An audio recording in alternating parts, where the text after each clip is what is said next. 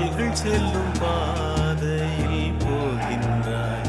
ஏதேதோ நாளை என்ற ஆசையில் வாழ்கின்றாய். உன் சொந்தம் இங்கு யாராரோ, நீ சொல்லிக் கொள்ள யார் யாரோ. நீ வாழும் வாழ்வில் அர்த்தம் என்ன என்றே நீ சொல்லு.